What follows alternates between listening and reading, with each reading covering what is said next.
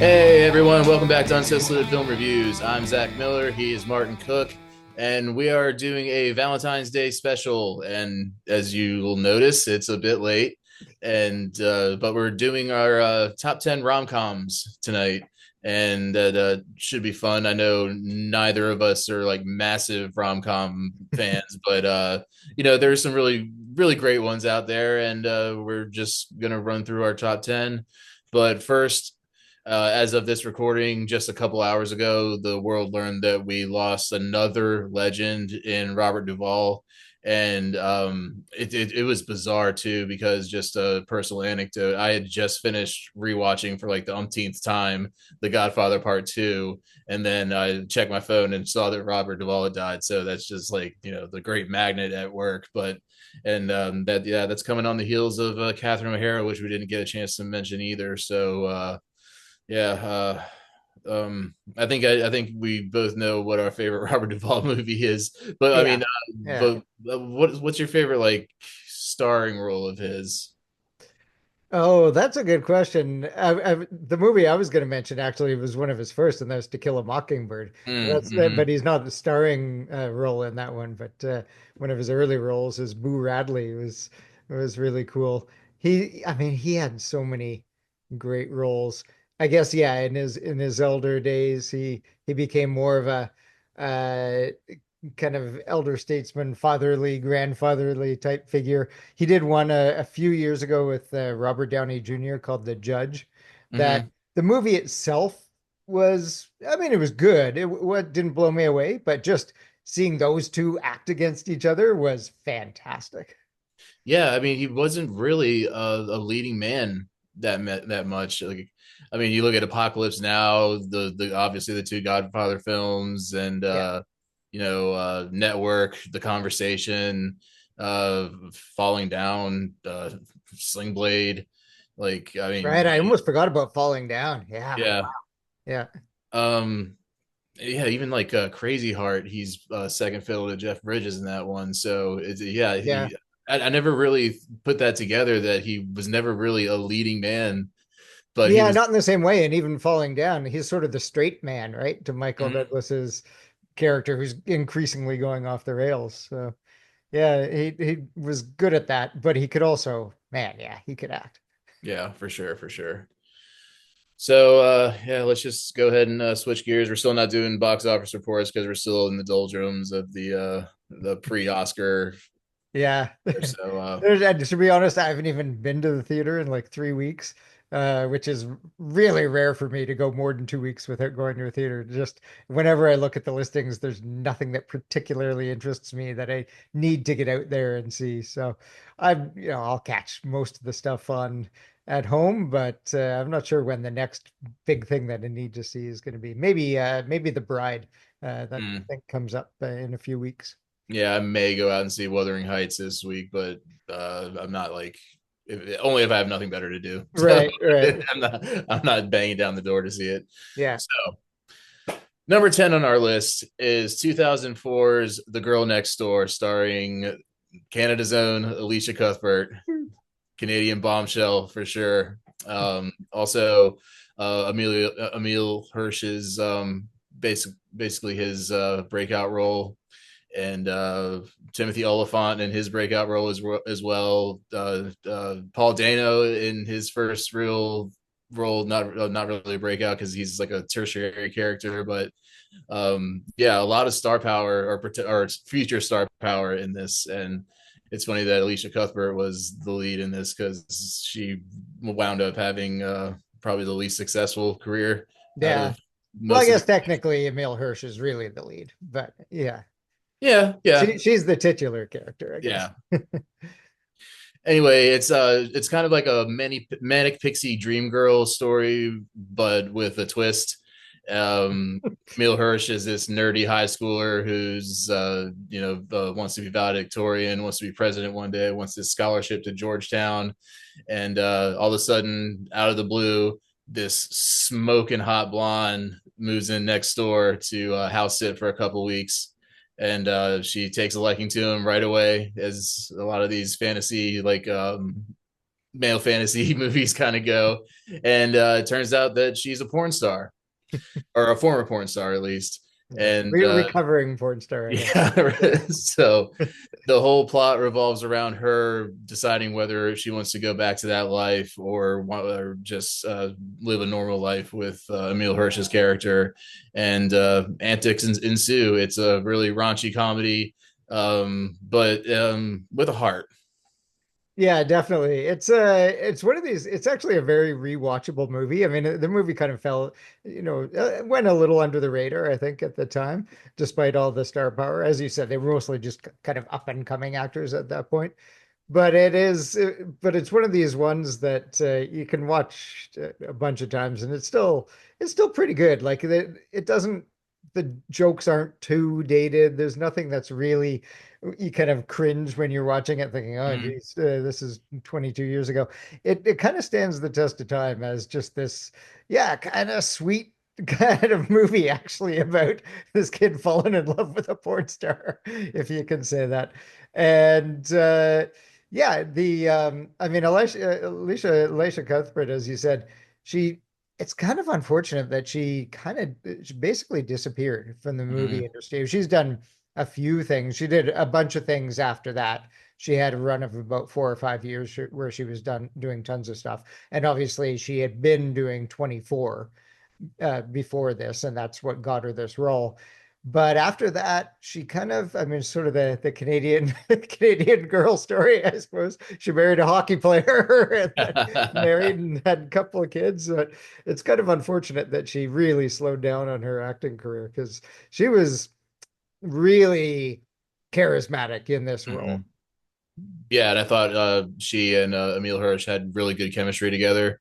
Yeah. And man, this came out at the perfect time in my life because I was a sophomore in high school when this came out. And God, Alicia Cuthbert just rocked me to my core. Like I fell absolutely in love with her, and like I'd already been a fan of 24, so to see her in this and kind of more range and showing her lighter side because 24 Yeah. was like a gritty action, just like go, go, go. And she was always like dirty and running from terrorists and stuff like that. So Yeah. to see her in something like this was really, really cool. And yeah, it's like, as I said, sophomore in high school, like, wow. Yeah. And it's also what actually makes this movie stand just a little bit above a lot of kind of bad schlocky romantic comedies is that it does a really good job of the two leads being people who both need to change and have an arc and adapt in some Mhm. way. And them meeting each other is the perfect thing that allows them to do that, right? So Emile Hirsch's character, he's very straight-laced, never takes any chances, and he's trying to rate his yearbook, and he has absolutely no memories because there's just nothing in his life that has stood out aside from putting his head down and doing homework.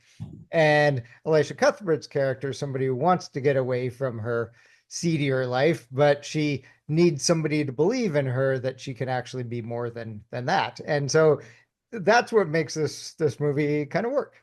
Yeah, and then like yeah, I mentioned Manic Pixie Dream Girl, but you're right that Manic Pixie Dream Girl usually applies to like the girl who just comes in just to change the guy's life, and Mhm. she doesn't really change. She's just like there to make him a better person. But you're right, yeah, there is that kind of give and take, and like even the sex scene between the two leads is like very tastefully done considering the subject matter Yeah. of Yeah. the film. It's not raunchy. It's very sweet and romantic.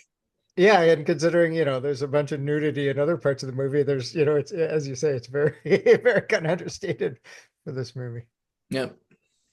All right, let's move on to number nine, and that's There's Something About Mary. This is 1998, a Farrelly Brothers movie starring Cameron Diaz when she was kind of at the height of her fame, Ben Stiller and Matt Dillon. Now, the Farrelly brothers had done Dumb and Dumber before this in 93, or sorry, 94. But this was the movie that really kicked their career into overdrive, and they started doing a whole bunch of these kind of movies. Like a lot of their movies, I'm not entirely sure that the jokes all stand up watching it again, but Yeah. it's not, there's still some funny moments. And this was kind of the first in a string of what they started calling gross out comedies, right? Mm. Because of course there's famously the scene where Ben Stiller is just a jerk to one, and then Cameron Diaz uses his jizz as hair gel, and anyway, but it And is after we got this a that bleeder. yeah, yeah, exactly. Yeah, the guy zipping his nuts. And it was after this that you started seeing, American Pie and all these kind of things where all these kind of comedies where there had to be at least one or two kind of gross scenes in them. And this was really the movie that kind of set that all off.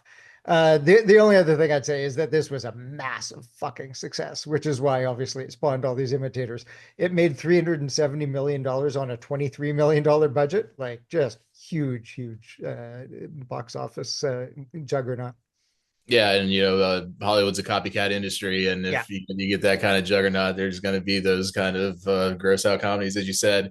And yeah, again, the chemistry between Cameron Diaz and Ben Stiller was really good. And I mean, I guess just as a whole, rom coms come down to the chemistry between the two leads because they are. I mean, there are of course subtle differences between all these movies, but at the end of the day, they're pretty formulaic.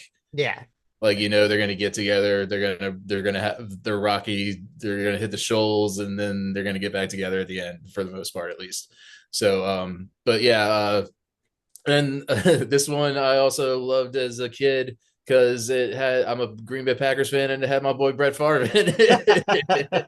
And he is an absolutely horrible actor. It's no wonder he was never in Hi, another. Mary. Yeah, it's wooden acting there for sure.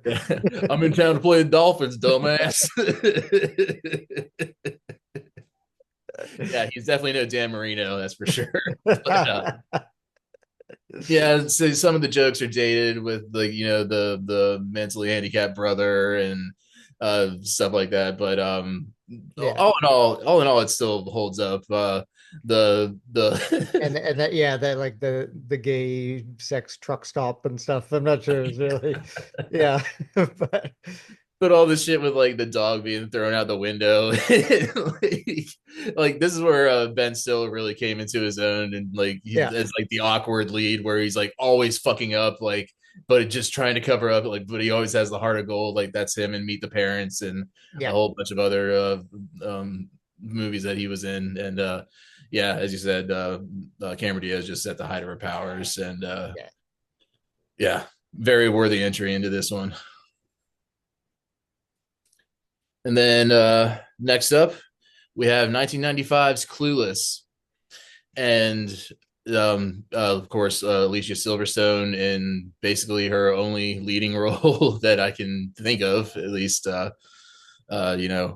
She like Yeah, she had a few smaller ones, but this was really their only one of significant note.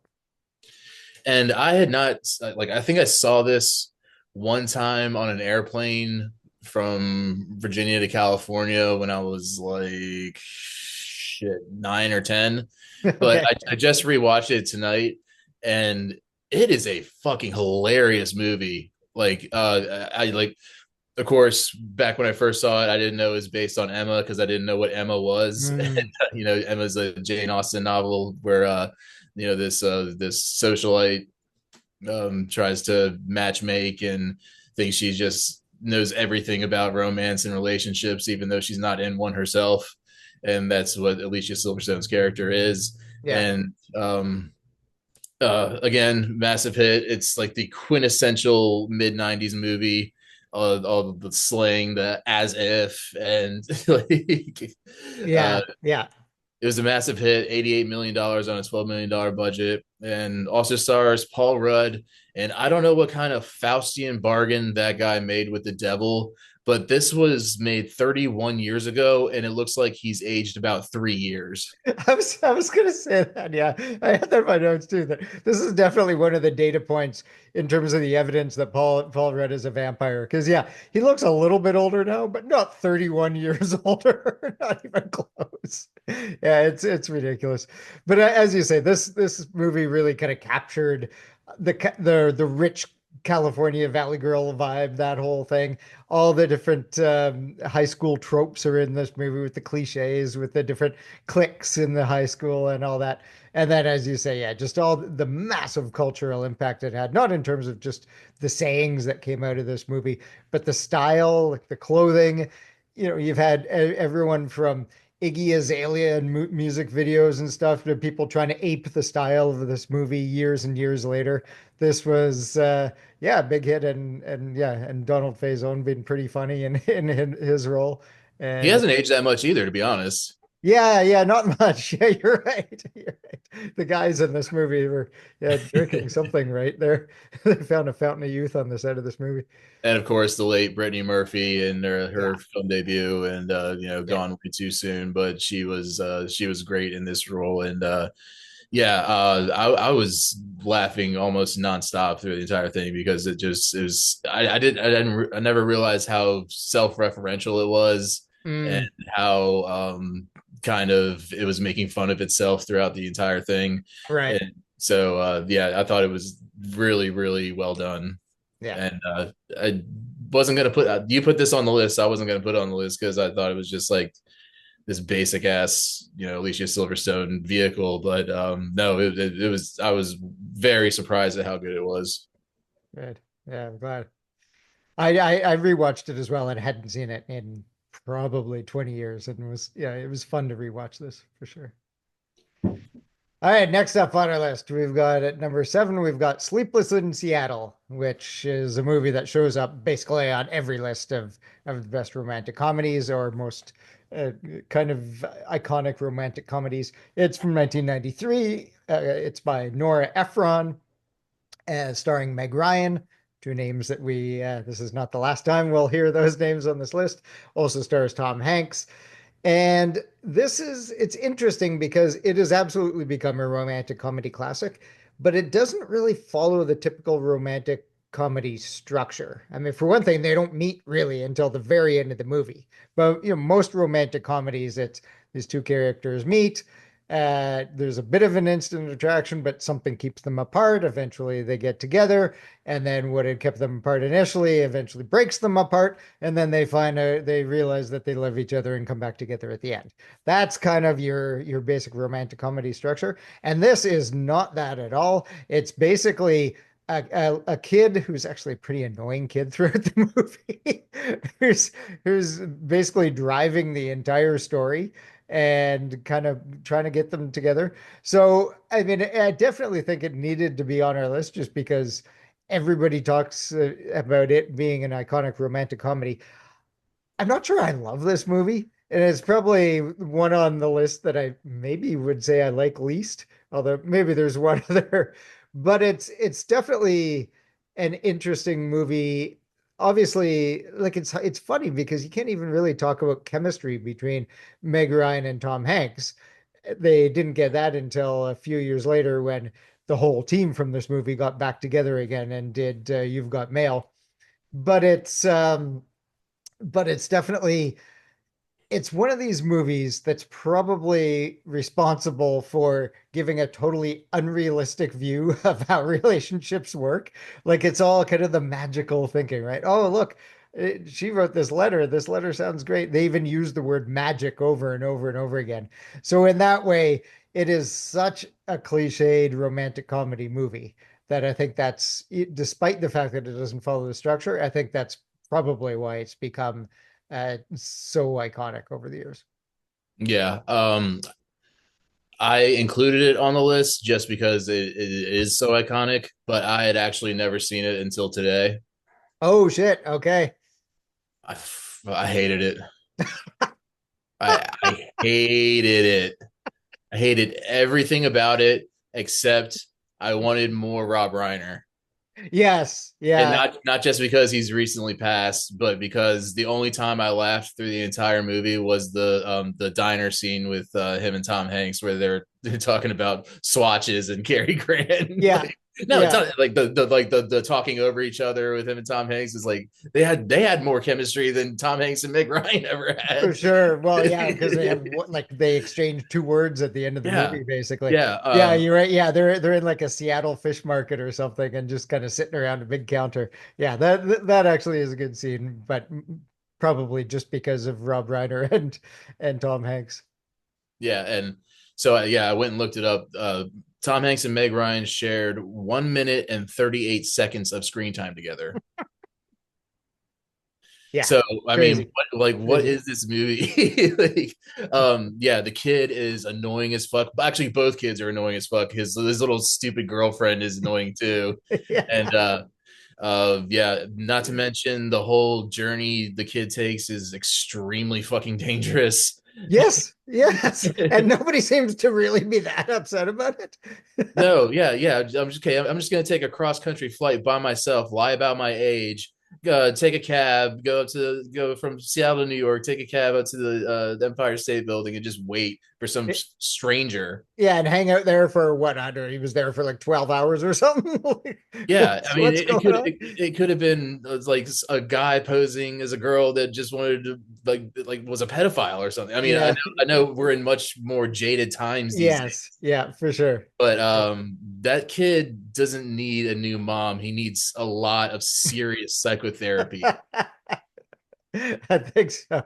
I should And mention that this movie, I mean, yeah, it's become so iconic. It was a huge success. It made yeah, 228 million on a 21 million dollar budget. Like that's a massive success. The other thing about we're living in different times, at the end of the movie, like the big kind of turn at the end where they finally meet happens because somebody left and there was an unattended bag left at the Empire State Building. Like this movie clearly happened before 9/11. yeah. Not to mention the just lackluster security. Like, oh, you're in love. You like, oh yeah, because this whole movie is just based around an affair to remember. Yeah. Um, Yeah. and so the security guy, the guys working the desk, like, oh yeah, fair to remember. That's my wife's favorite movie. Go on up. I know it's after hours, but yeah, fuck it. Like, and then the elevator operator's like the same way. He's like, okay, yeah, just go take your time. Like, God, yeah, this is a pre 9/11 world in the truest sense, and Yeah. that's like Pre the only 9/11, thing. pre-internet. Yeah. Yeah, that's the only thing I really got out of this movie. Yeah. I think yeah, because I've seen You've Got Mail as well, and I think that would have been a more worthy entry because it's actually a rom com instead of this whatever the fuck this is. But Yeah. yeah, but I guess Sleepless in Seattle had to be included just because it is for whatever reason on everybody's list of top 10 rom coms. Yeah. So with that, we have Number 6. yep, Crazy Stupid Love. Another one that I hadn't seen before you introduced this, and it's a 2011 movie with our first real ensemble cast with Steve Carell, Ryan Gosling, Julianne Moore, Emma Stone, Marissa Tomei, Kevin Bacon, John Carroll Lynch. Yeah, a who's who, and it's a like a lot of interconnected love stories, but it really focuses around Steve Carell's desire to like get back out there after Julianne Moore has a midlife crisis and dumps him. And but the secondary romance is the like the one of the main couples of cinema today, which is Emma Stone and Ryan Gosling, who have starred together in what at least four movies, I would think.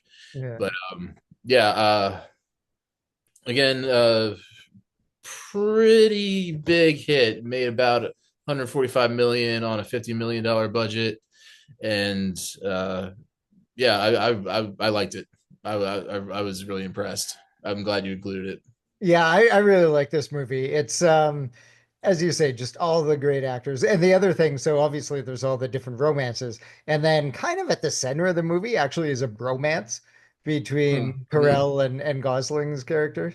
And that's almost the most important relationship in the movie in a weird way, with all these other romances going on. I just thought, the chemistry between all those actors in each of their individual kind of pairings, like the scenes with Carell and Gosling are fantastic. The scenes with Gosling and Stone, the chemistry there is great. The scenes with Julianne Moore and Steve Carell, just all these different kind of pairings just create these great scenes and this great dialogue. I mean, it starts off just a great opening where Steve Carell and Julianne Moore are out for dinner, and it's clear they're kind of a married couple that's been married for a while. Things have gotten a little stale. Carell's trying to decide on what he wants to order, and he thinks he's talking about that like, well, I don't know what I want. And then he says, all right, well, why don't we just both say it at once? And he says, something on the menu at the same time that she says, I want a divorce. Just a great opening to the movie. And then the editing and choreography of the climactic scene where kind of all the storylines crash into each other, I just thought was amazing in that scene. Just the way it all happens and the different people and characters that just keep coming in and just building it up. It's a great climactic scene. Yeah, it's very well structured, and you're totally right. The bromance is really the catalyst of the entire movie, and Ryan Gosling sees this poor schlub of Steve Carell, and he's just Ryan Gosling, just such a playboy. If he can pick up any girl at any time he wants, just like with one line, and he just goes over to Steve Carell. He's like, "Dude, you gotta stop with this just Yeah, talking about your ex-wife. You're like, yeah. you're really Fucking bringing down." David Lindhagen. Now, how would I know that? Yeah. Yeah, that generated most of the comedy throughout. But yeah, this great cast. It was Gosling was not actually nominated for a Golden Globe for Best Actor in a Musical or Comedy, and Oh, okay. so yeah, and I think he well deserved because he just popped off the screen with just he always has charisma, but Yeah. his job was to be charismatic in this Yeah. movie. Yeah. So with that, ready for a little drink break? Yeah. All right. So that takes us to a drink break. And this is going to be a bit of a disaster, this drink break. As you know, we are doing this podcast late anyway, because of a couple of issues on in both of our lives that came up last week. And it's now a Monday when we're recording this, and that's a holiday, which meant that the liquor store and my grocery store were closed. So I had chosen a drink, but I don't have all the ingredients. I basically just Googled Valentine's Day drinks. And so what I had chosen was something that was called a champagne punch. I don't have any champagne, so instead, we're just going to make do with what we've got here. And so instead, we're going to do something similar. It's involving some of those ingredients, just not the champagne. So what you will need is um, you will need some vodka, and I'm going to up the amounts of the vodka and the Cointreau since I don't have champagne. I'm just going to use soda instead of champagne. So you want about a big ounce of vodka, probably more like an ounce and a half of vodka. Um, That's the spirit because Martin's drinking for both of us tonight because I'm on a medication where I can't drink. So I'm making something completely different. I'm making a little mocktail. Instead of champagne, I'm using Martinelli's sparkling cider. I did have some fresh squeeze OJ, and oh, I nice. did have the white cranberry juice and fresh squeeze OJ in this little thing. Pour that in there Oh, perfect. first. Yeah, so put an ounce of Cointreau in there as well, or any other kind of orange liqueur that you want for that orange. Then you're going to want some cranberry cocktail, probably about 4 ounces of cranberry cocktail.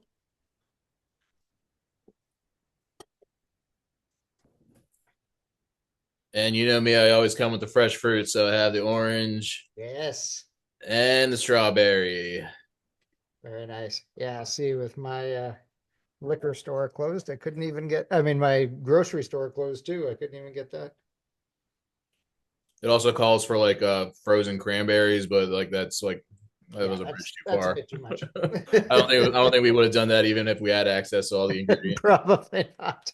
So anyway, so then yeah, you kind of mix those up, and then and I'm gonna mix those up in a mixer, even though probably not necessary, but mix those up, and then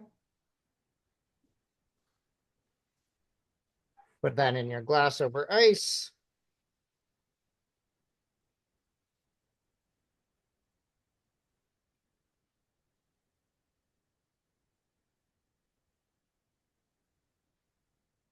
And then pour that in. And then top it off. I'm going to top it off with, you're supposed to be topping it off, obviously, with the champagne, but I'm just going to top it off with soda, which is why I increased the amounts of the other alcohol.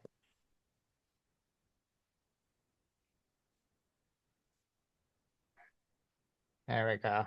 And Yeah, it looks, mine's pretty picturesque, I would yeah. say. So, oh, yeah, yours looks really good with the fruit in there. But anyway, it's supposed to look very, very kind of red and heart and love like. And so there you go. That is a Valentine's Day cocktail. Let's see how this is.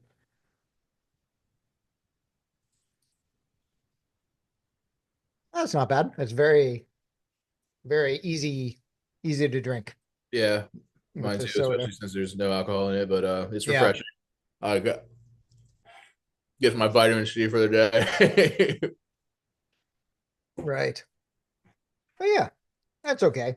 It's not something I'd have all the time, but Yeah, one of it's our nice. more catch as catch can drink breaks. Yeah, yeah. I'm not even sure what I'm gonna call it since it's not, clearly not called champagne punch. Anyway, I'll just call it Valentine's Day. Uh, why not? All right, that takes us to number five. And this is Love Actually, 2003 Richard Curtis film that has clearly just become a Hollywood staple. It has 10 separate but interconnected storylines for anybody who hasn't never seen it before, all basically trying to show different aspects of love from, kind of young puppy love all the way up to married heartbreak and divorce.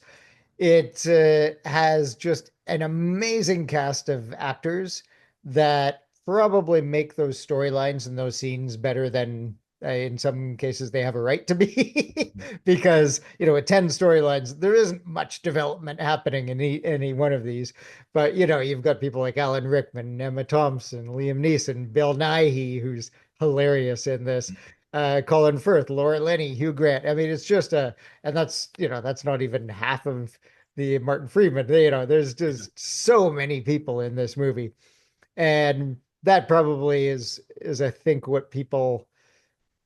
It's the acting in those little moments, and it's each of the little moments that I think has made this such a beloved holiday movie, and obviously all kind of set around Christmas time. It is in many ways an absolutely ridiculous movie. But I think, this is one of those ones where the pitch meeting for this movie is better maybe than the actual meeting. Um, uh, but it's if anyone's ever seen those meeting videos, they're hilarious. But it's yeah, it's I think it's because people can all find one of those stories or a few of those stories to latch onto and Hmm. enjoy the stories in those. And maybe it's something that appeals to them. Maybe it's just they enjoy the story. I think that's why part of why it's become such a big hit and such an all-time holiday classic. Yep. Yeah, and like even Keira Knightley, Chiwetel Ejiofor, the list goes on and on. Yes, yeah. And yeah, I forgot that Keira Knightley was only 16 when she made this film, which I makes think she it was 17, okay. Well, wasn't she? Still, yeah, yeah, yeah, yeah. It's not a lot better, yeah. yeah. But yeah, it definitely. I really like it. I watch. I think I watch it basically every Christmas. Mm, Just it's just nice, holiday entertainment. I don't take it too seriously. right. I absolutely love Bill Nye. He's definitely my favorite character Yeah. in the movie. Uh, uh, it's funny because there are so many little problematic things like Hugh Grant's the Prime Minister of England, but he's chasing his intern, which is very Bill Clinton esque, Yeah. and you know She kind of looks a little like Monica Lewinsky too. yeah, yeah, Anyway. yeah, for sure. But and then the whole like I think probably the most famous scene is the one where oh god the actor's name with the cue cards Right. Yeah, yeah. The guy who's on Walking Dead. Why you know can't I think of his name yeah right now God, either? anyway Anyway, yeah. Yeah. but yeah that's probably the creepiest scene the most Yes, yeah. problematic But because also the most memed scene now out of all of them. Like there's been so many takeoffs on that. yeah, and it was so romanticized at the time as just being like this such a pure expression of true love. But like so, Keira Knightley's dating Chiwetel Ejiofor, and he's in the house. They And not just dating, they just got married. This guy was oh, at right, their right, wedding. right, right, right. Yeah, yeah, and yeah, he was the Walking Dead guy was the best man at that wedding. So yeah, he's trying to drive a wedge in between his best friend and his wife, and with these cue cards saying, like I love you, like just because it's Christmas and you're supposed to tell the truth and blah blah blah blah blah, and yeah, it's a real dick move. And Yeah, then yeah. and then she runs out and kisses him, and then just goes right back to her husband. Yeah, it's very bizarre. Yeah, I Also, don't where think. did he get the idea that you're supposed to tell the truth at Christmas? I thought Yeah. that's where you're supposed to bottle stuff up, or else the family will explode because you don't want to tell the truth at Christmas. I don't know where he got that from. But yeah, it's just yeah, it makes me laugh every time, just like how absurd that is. But the Thomas Brody Sangster, Liam Neeson storyline's really cute. Yeah, Uh, the out. it's a little funny that he learns how to play drums in like a month, but that's okay. Hey man, love is very powerful. Yeah, That's the yeah, message of the yeah. Colin movie. Firth also learned Portuguese in a couple of weeks, so Oh yeah, true. Yep. people are very fast learners in this movie. Yeah, and then I think the Alan Rickman, Emma Thompson Yeah, storyline is probably the most realistic and the yeah, most heartbreaking. Um, but yeah, they all kind of work together, and as you said, it has something for everybody because everybody can identify with at least one or two of these storylines. yeah. Yeah, except the one random British guy who goes to Wisconsin and somehow picks up really hot girls. Yeah, Um, Denise Richards and Shannon Elizabeth and this one other yeah, guy. Yeah, so bizarre. But yeah, the Emma Thompson Alan Rickman storyline and is the best in terms of, the best written, probably the best acted. That moment when Emma Thompson sees her gift and realizes that the gift that she saw Alan Rickman buying was actually for somebody else. And you can just see like Emma Thompson's performance in that scene is spectacular yeah, and kind of way better than this movie deserves. yeah, yeah. But really good. And yeah, and Rowan Atkinson's cameo as the jewelry salesman was hilarious as well. Like, would you like a gift wrap? Like taking so much time, and Alan Rickman was just like, "Come on, let's go, let's go, let's And it's go." like just the flashes. It won't This be is but a moment, sir. yeah, hilarious. Yeah, so good. Yeah, so that brings us to number four, which is Forgetting Sarah Marshall, and this was pretty high on both our lists. 2008 comedy, the brainchild of Jason Segel, but directed by Nicholas Stoller, um, produced by Judd Apatow, has Jason Segel, Mila Kunis, Kristen Bell, Russell Brand, Jonah Hill, another just great cast of comedic characters. And Jason Segel's a composer for a CSI type show. Just makes good money, but very creatively unsatisfied. Yeah. So, and Sarah Marshall is the star of said CSI type show, and played by Kristen Bell. And so she's just kind of bored with the relationship. She finds she finds lust with Aldous Snow in the Russell Brand character and breaks up with Jason Segel. They both wind up going to the same resort in Hawaii, and Jason Segel winds up hooking up with the concierge Mila Kunis, and the four way between Russell Brand, Kristen Bell, Mila Kunis, and Jason Segel kind of forms the engine of the movie, and it's just a hilarious romp from beginning to end, but also sweet. Yeah, definitely. And just great comedic performances by all the actors.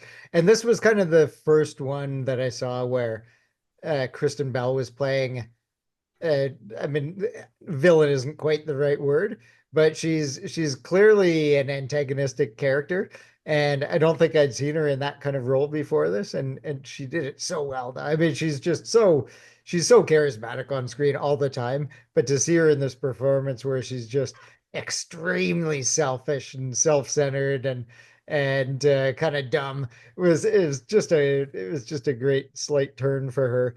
And then Mila Kunis was, in a way, the pixie dream girl kind of thing, Mm-hmm. just willing to do anything and have fun and just wants to hang around. But I think what really makes this movie fun is all the secondary characters. Just that, some of the comedic ones that you mentioned, Jonah Hill, Paul Rudd again Oh yeah, yeah, yeah. Wiki Bill. wiki. Yeah, yeah, yeah. Hey, my name's Kunu. He keeps forgetting. Hey, Leighton, nice to meet you. Yeah, we met yesterday. Oh, really?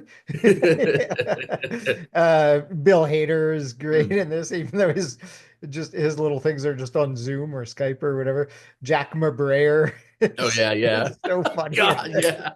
Uh, and I think it's all those extra little moments that just provide so much color to the story, which is yeah, kind of a typical romantic comedy story, just with the added twist that the the X is right there the whole time. Mhm. But and I guess Jason Segel wrote this basically from the one scene where near the beginning where Kristen Bell breaks up with him when he's totally naked because he said that actually happened to him once, and so he that was kind of the starting point for this movie for him that he wanted to include that, and he kind of built the movie out from there. It's a great fun movie, extremely rewatchable. I've seen this a bunch of times, could watch it a Mhm. bunch more. It's yeah, this is a great romantic comedy. Yeah, it's definitely one of my favorites, and one of the ones where if it's on, I'll watch it no matter what. And Yeah. yeah, and it's sparked the spinoff and Get Into the Greek, where Yeah. Russell Brand plays Aldous Snow again, and I really wish he would do more of that, but he's gone like total like Orthodox Christian now, or Well, and now yeah, I think he's in a lot of trouble now. I don't think we're going to be seeing much from him for the next little yeah, while. We'll but see. I think a but few but court cases and accusations and stuff. So and but yeah, just so funny, so many quotable moments, and yeah, the side characters are really what make it just elevated above just normal rom-com fare. yeah. All right, our last three. We're into some older movies now, and this is the oldest one on the list at number three, and that's The Philadelphia Story. This is a 1940 George Cukor film that was based on a Broadway play of the same name. It stars Katharine Hepburn, Cary Grant, Jimmy Stewart, and Ruth Hussey. This was nominated for 6 Academy Awards and won two, including for Jimmy Stewart for Best Actor and for Adapted Screenplay. This was also kind of a comeback for Katharine Hepburn. It's 1940. This was a comeback, as it was her first big hit in years. She was kind of on the outs in Hollywood until this movie, and this really helped bring her back. I love this movie so much. I believe we talked about this Yes. movie way back when we were doing our movies of the 1940s, when we were still just on audio and doing our Century series. And this has been one of my favorites for years since I first saw it, just kind of randomly at one point. I don't know why I just chose to watch a 1940 movie at one point and have just loved it ever since. And I've probably rewatched it every 5 years. And I rewatched it again this week for this. It's so witty and so clever, and just every moment of it. There's the dialogue is fantastic. The you can take some, it's a 1940 movie. Obviously, there's some stuff that's dated, but at the heart of it is just this great story about people falling in love and being authentically who they are, and falling in love with that instead of trying to put on airs and be something that they're not, or criticizing for people for being something that they're not. It's but more than that, it's hilarious, and the acting between those Hollywood heavyweights is spot on every scene. Yeah, the first time I saw this was for our Century series, so I mean that was still years ago, but and I have Yeah. rewatched it a couple times since, and yeah, your point about just not putting on airs and being authentic to who you are. I think that's why it was the perfect vehicle for Katharine Hepburn's comeback, Mm. because that's her whole shtick. Is Yeah. that, Yeah. like, she was out there in real life, like just a woman wearing trousers and Yeah. you Oh, know, yeah, shocking. and playing croquet and horseback riding and all that stuff, like the whole transatlantic accent, like Yeah. well, yeah, but this is one of the most dialogue driven movies I've ever seen. Like, Yeah, you could tell it was based on a play. of Yeah. course, yeah, definitely. Yeah. And just, yeah, the banter between, especially Cary Grant, Hepburn, and Stewart was just so amazing. And the way, again, you can tell it's based on a play because everybody's like coming in, coming out like at perfect times, and like the choreography of the different scenes and how all these characters interact with one another. And there's not really uh you're not really rooting for any relationship to succeed. Like, you want everybody to be happy at the end of this Yeah. Yeah. release. So there's not like that, the diabolical one that's trying to seduce the heiress or whatever. It's just like everybody's just trying to live their best life, and their feelings take over, of course, but Yeah. at the end of the day, it's just so, as you said, witty, and the jokes hold up like no movie I've Yeah. like, especially of that era. The jokes are just so funny still. And yes, some are dated, but we're talking about nearly 100 years ago at this Yeah. point. So Yeah. that's going to happen, and you just have to, get over it. So, but yeah, what Yeah, that, as you say, the jokes and the wit and the humor from everybody, and not just the four main else? characters, but even the girl who plays Katharine Hepburn's younger sister. Yeah, yeah, yeah. She's really on time and on, just spot on with all her jokes and witticisms too. The uncle character is kind of this drunken lech. Again, some of that doesn't necessarily hold up. He's pinching girls' bottoms and stuff, but his character is, Uncle Willie is pretty funny stuff. And then Jimmy Stewart, who was just a master at just his being his own character, and the way he could make anything funny as he's first walking into the mansion and being, oh, the South Parlor. Oh, just the way he reacts to things Yes. is Yes. just amazing. He was a one of a kind. Oh, I know. And just quickly, I don't think there's an act there aren't many actors that had more range than Jimmy Stewart, Yeah. honestly. Because I mean, you look at everything from you look at like this, and then you look at Mr. Smith Goes to Washington, which Mm, we also covered like back in the 30s, where it's he's still very like earnest, and but it's much more serious and preachy and yeah. message driven. And he could just he's always Jimmy Stewart, because that was just how movie stars were back in the day. Like, Right. they weren't method acting wasn't a thing yet. Yeah. So But they then you look at his Hitchcock stuff and it's totally different. yeah, and he's always just Jimmy Stewart, but but he's yeah, he can do it all. He Yeah. was one of a kind for sure. All right, down to the final two. And of course, this was going to be on the list, and it's When Harry Met Sally. And you know, Rob Reiner vehicle, RIP, of course. terrible, terrible thing that just happened to him. And I don't. We'll probably we may get into a Rob Reiner tribute down the road, but it's still kind of fresh what happened to him. So grisly and so new. But Nora Ephron makes another appearance as a screenwriter here. Yeah, directed by Reiner, 1989. Billy Crystal, Meg Ryan, and they actually spend a lot of time together in this in this movie as opposed to Meg Ryan and Tom Hanks in Sleepless in Seattle.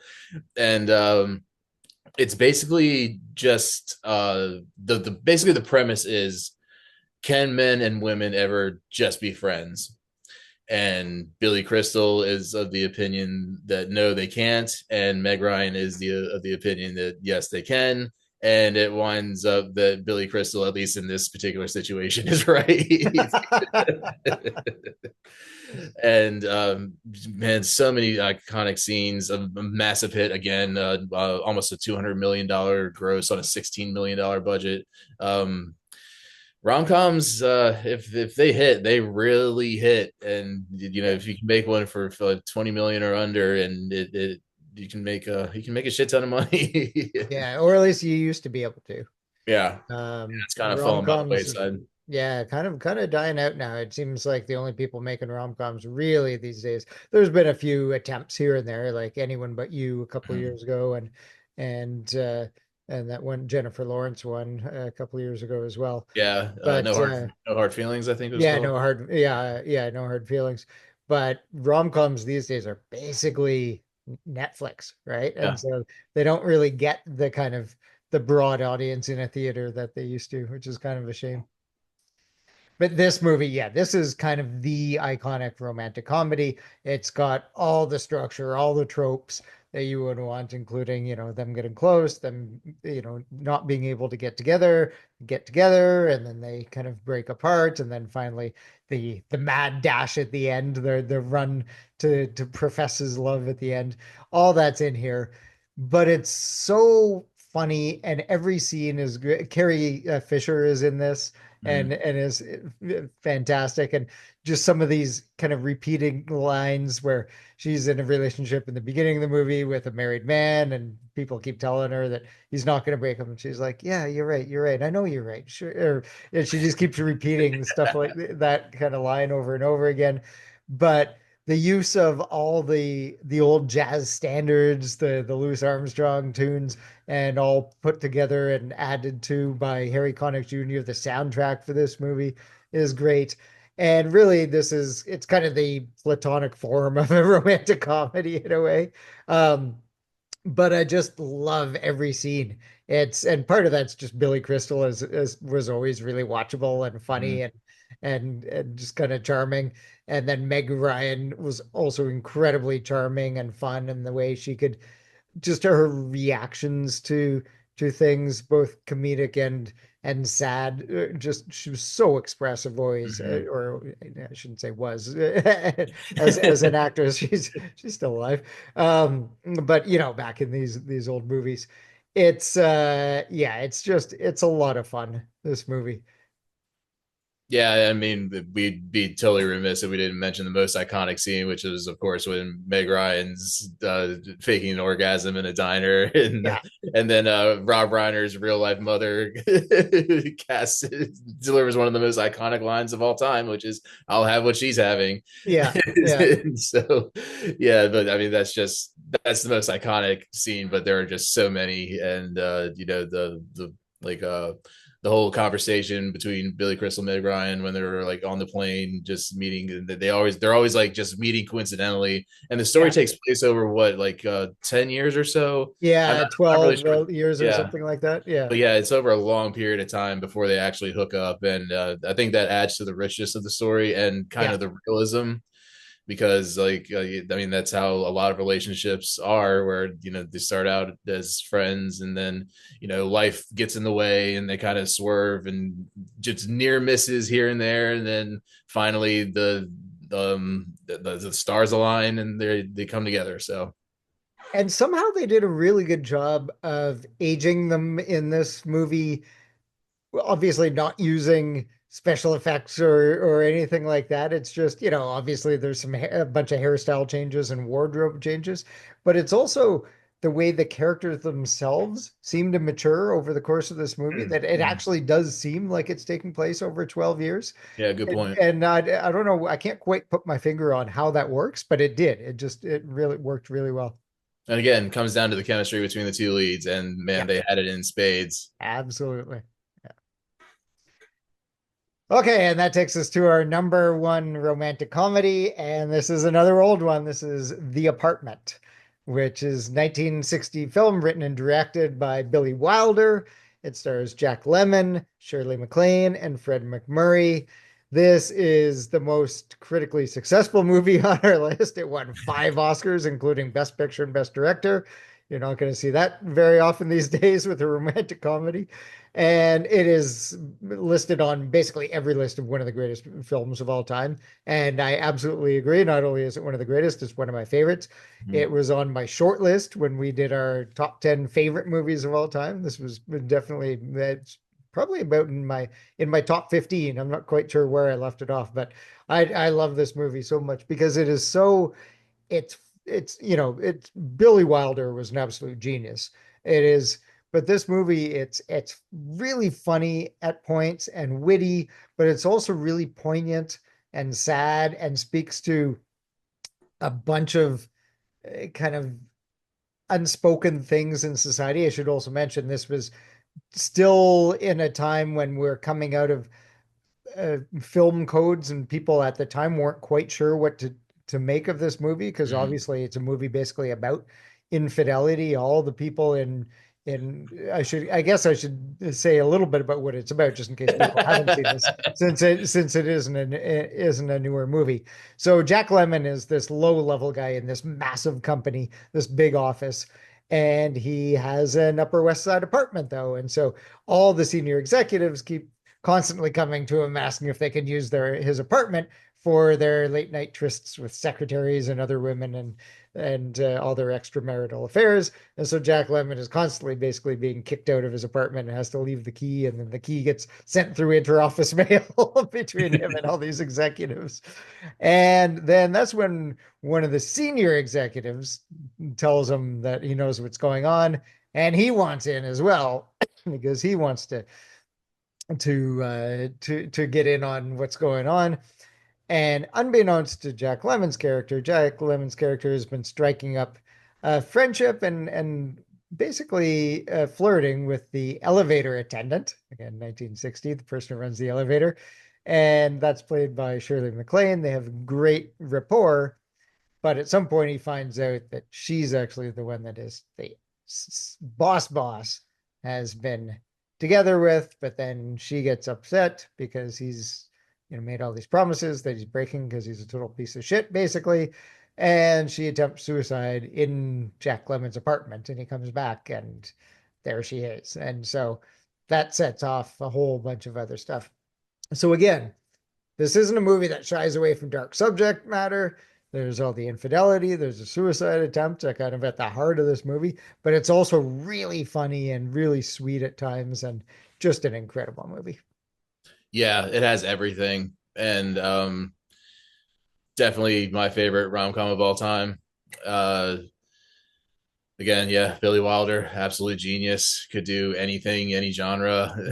Yeah. um, Fred MacMurray, again, it's so funny because in his later career he was like a Disney dad in like the 80s, but he played Well, some. even before this too, he had been Oh on yeah, some TV shows where, what was he, Fathers Knows Best or something, where he's like kind of the upstanding moral father figure. yeah, but he played some really dark roles in the 50s and 60s, Yeah. and so that shows off his range. And Jack Lemmon just pops on the screen, just so charismatic. Yeah. Again, comes down to chemistry between him and Shirley MacLaine. And Shirley MacLaine, man, she's just such a uh, funny yet tortured character, Mm. and so much, just so. she tries to put on this the air of just this happy-go-lucky fun-loving girl who's just down for whatever, but on the inside she's just so broken because she's just been just browbeaten by these powerful executives so many times. And it's 1960 and girls, what's a girl gonna do? Yeah. And uh, but again, a lot of the side characters make this movie, especially Jack Lemon's neighbors, Yeah. the doctor and his wife, because Yeah. Jack Lemon's constantly cleaning up after the executives, like putting like massive amounts of liquor bottles in the garbage baskets, and the doctor's like, man, I forgot what the exact quote was, but it's something about like his liver is gonna expire. Yeah, he wants him to donate his body to science after Yeah, he dies because, yeah, because of course they constantly hear music late at night and all this booze and girls coming and going from his apartment all the time. So they think it's all him. yeah. And again, oh man, the movie would not be what it was without the score by Adolf Douche. And again, it has the classic run to your lover at the very end. Shirley MacLaine's running down the New York streets to Jack Lemmon when she finds out that she's finally in love with him. Yeah. It wasn't a cliche at the time, Yeah, exactly. so Well, and it also had the good sense of ending, one of the best last lines in any movie. So instead of just the "Oh, I love you too," there'd been a scene earlier in the movie when she's recovering from her suicide attempt and they're playing gin rummy, and that's how the movie ends. And the last line, when he's trying to tell her how much he loves her or whatever, and she just goes, "Shut up and deal." yeah. And it's just such a perfect line. Yeah, the good sense to end on, again, Billy Wilder. Fantastic. Yeah, it wasn't like some like really cheesy embrace, like Hmm. enough. But I mean, it's already implied because of the swelling score at Yeah. the end, and I mean, I get goosebumps every time that scene comes on. And like, I'm not really a sap for rom-coms, but you can't help but just feel her freedom and her jubilance at that point where she throws off all the shackles of trying to sleep her way to the top, and she's just gonna not settle but just be with the man that she actually loves. And Yeah, yeah, that makes her happy. Yeah. yeah, precisely. So yeah, one of the all-time greatest movies of all, yeah, ever. And again, we discussed this in our 1960s Century Series podcast, even at even more length if you want to go back and listen to that on Spotify. But man, yeah, The Apartment is number one for sure. Absolutely. Yeah. So we don't know what we're gonna do in 2 weeks time, but we will have uh we're doing a double header, and we have Night of the Seven Kingdoms. We have the penultimate episode we're gonna cover, and then one more episode after that. We'll of course keep you posted on when we're dropping the next episode of the actual Unsolicited Film Reviews podcast. And yeah, this is more fun than I thought it'd be, actually, because Yeah. I feel like we had to knock out rom-coms at some point, Of course. just as an exercise. And what better time to do it than Valentine's Day? Yeah, it was a little late. Yeah. Yeah, the bad boyfriends that forgot to get flowers. So anyway, we'll see you next time on Unsolicited Film Reviews. I'm Zach Miller. He's Martin Cook, and peace. Bye, everyone.